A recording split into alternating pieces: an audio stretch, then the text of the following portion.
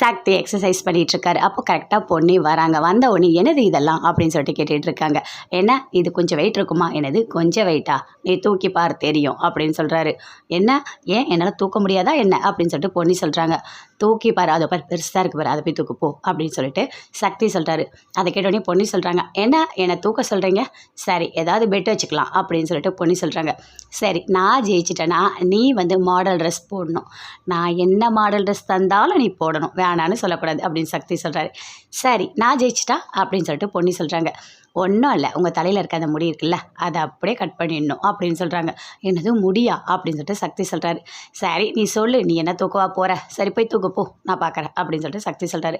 அப்படியே தூக்குறாங்க ஹைட்டாக, நல்லா முந்தானிலாம் கட்டிக்கிட்டு சூப்பராக தூக்குறாங்க ஹைட்டாக. அதை அப்படியே பார்க்குறாரு மூர்த்தி. பார்த்தவொடனே பயங்கரமாக ஷாக் ஆகுறாரு. என்ன இந்த பொண்ணு நல்லா சமைக்கும் எல்லாம் பண்ணுன்னு தெரிஞ்சால் இவ்வளோ வெயிட்டை இப்படி தூக்குது, அப்பப்பா இது பொண்ணே கிடையாது, ஜாக்கிரதையாக இருக்கணும் இதுக்கிட்ட அப்படின்னு சொல்லிட்டு அங்கேருந்து மூர்த்தி போகிறாரு. சக்தி பார்க்குறாரு. என்ன பொண்ணி தூக்கிட்ட அப்படின்னு சொல்லிட்டு. நீங்கள் தானே சொன்னீங்க என்ன தூக்க சொன்னீங்க, அதனால தான் நான் தூக்கிட்டேன். இப்போ என்ன என்னோடய பெட்டை நீங்கள் ஏற்றுக்கிறீங்களா அப்படின்னு சொல்லிட்டு கேட்குறாங்க. சரி இருங்க வரேன் அப்படின்னு சொல்லிட்டு போய் ஸ்ப்ரேலாம் எடுத்துகிட்டு வராங்க. கத்திரிக்கோல் எல்லாத்தையும் கொண்டு வந்துட்டு முடியெல்லாம் கட் பண்ணுறாங்க. ஐயோ நான் பாசமாக வளர்த்த முடியை இப்படி கட் பண்ணுறியே அப்படின்னு சொல்லிட்டு சக்தி பயங்கரமாக ஃபீல் பண்ணுறாரு. முடியெல்லாம் கட் பண்ணிட்டாங்க. கட் பண்ணிட்டோன்னே வீட்டில் எல்லாருமே இருக்காங்க. ஜெயா, சந்திரசேகர் எல்லாருமே இருக்காங்க. அப்போ சக்தி வராரு. வந்தவொடனே பார்க்குறாங்க. பார்த்தோன்னே வீட்டில் இருக்க எல்லாருமே பயங்கரமாக ஷாக் ஆகிட்டாங்க. சண்முகம், பவானி எல்லாருமே பார்க்குறாங்க. சூப்பராக அழகாக முடி கட்டிங்லாம் பண்ணிவிட்டு வராரு. பார்த்தோன்னே என்னது இது சக்தி முன்னாடி மாதிரி மாறிட்ட அப்படின்னு சொல்லிட்டு கேட்குறாங்க. ஆமாம் இது எல்லாத்துக்குமே யார் காரணம் தெரியுமா? பொன்னி தான் அப்படின்னு சொல்லிட்டு சக்தி சொல்கிறார். அதை கேட்டோன்னே ஜெயாவுக்கு பயங்கரமாக கோவம் வருது. இல்லை நான் ஒரு பெட் வச்சேன், அதில் பொன்னி ஜெயிச்சிட்டாங்க. முக்கியமாக எக்ஸசைஸ் பண்ணும்போது ரொம்ப வெயிட், அதை தூக்க சொன்னால் தூக்கிட்டா, அதனால தான் என் முடி கட் பண்ணிட்டேன் அப்படின்னு சொல்லிட்டு சக்தி சொல்கிறாரு. அதை கேட்டோன்னே என்னவோ சக்தி ஆனால் சூப்பராக இருக்க நீ, இப்போ பார்த்தா எப்படி இருக்க தெரியுமா, ஹீரோ மாதிரி இருக்க அப்படின்னு சொல்லிட்டு வீட்டில் இருக்க எல்லாருமே ரொம்ப சந்தோஷப்படுறாங்க. அப்படியே பிரீத்தி பார்க்குறாங்க. என்ன பொன்னி ஆனால் உனக்கு எவ்வளோ டேலண்ட்டா, பொன்னி சொன்னால் உடனே சக்தி பண்ணிவிடுவார். பாப்பாப்பா இவங்க 2 பேரை பிரிக்கலான்னு பார்த்தா, ஆனால் இவங்க 2 பேரும் ஏதாவது ஒன்று பண்ணி ஒன்று சேர்ந்துக்கிட்டே இருக்காங்க.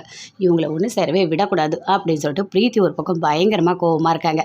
அப்படியே வராரு. அந்த முடியெல்லாம் அப்படியே கட் பண்ணிட்டு வராரு. பார்க்குறாங்க பொன்னி ரொம்ப அழகாக இருக்குது. இது எப்போ தெரியுமா உங்களை எப்படி நான் பார்த்தேன், என்னை ஒரு வாட்டி ஊருக்கு தேடிட்டு வரும்போது நான் இந்த மாதிரி பார்த்தேன், ரொம்ப அழகாக இருக்குது அப்படின்னு சொல்லிட்டு பொன்னி சொல்கிறாங்க. இங்கே பாரு பொன்னி, உனக்காக தான் நான் முடியை கட் பண்ணேன் அப்படின்னு சொல்கிறாரு. இல்லை அதுக்காக இல்லை, நீங்கள் ரொம்ப ஆசைப்பட்டு வளர்த்தீங்க, அதனால தான் கேட்குறேன், ரொம்ப கஷ்டமாக இருக்கா என்ன அப்படின்னு சொல்லிட்டு பொன்னி சொல்கிறாங்க. அதெல்லாம் ஒன்றும் இல்லை பொன்னி, எனக்கு ரொம்ப பிடிக்கும் தான், உண்மைதான், ஆனால் நீ சொன்னன்றதுக்காக தான் நான் இந்த மாதிரி கட் பண்ணேன் அப்படின்னு சொல்கிறாரு. அதை கேட்டோடனே பொன்னி பயங்கரமாக சந்தோஷப்படுறாங்க. 2 பேருமே ரொம்ப சந்தோஷமாக பேசிகிட்டு இருக்காங்க. அப்படியே போகிறாங்க. போயிட்டு ஜெயா பேசாமல் இருக்காங்க. அப்படியே சந்திரசேகர் பேசுகிறாரு. என்னம்மா ஆச்சு அமைதியாக இருக்க அப்படின்னு சொல்லிட்டு. இல்லைங்க ஒன்றும் இல்லை, இந்த பொன்னி சொன்னதுக்காக சக்தி போய்ட்டு முடியை வெட்டிட்டு வந்திருக்கான். நான் எத்தனை வாட்டி சொல்லியிருப்பேன், அவனுக்கு எனக்கு முடி ரொம்ப பிடிக்கும், என்னோட விஷயத்தில் யாரும் தலையிடாதீங்கன்னு சொன்னான். ஆனால் அம்மா பிச்சு அவன் கேட்டதே கிடையாது.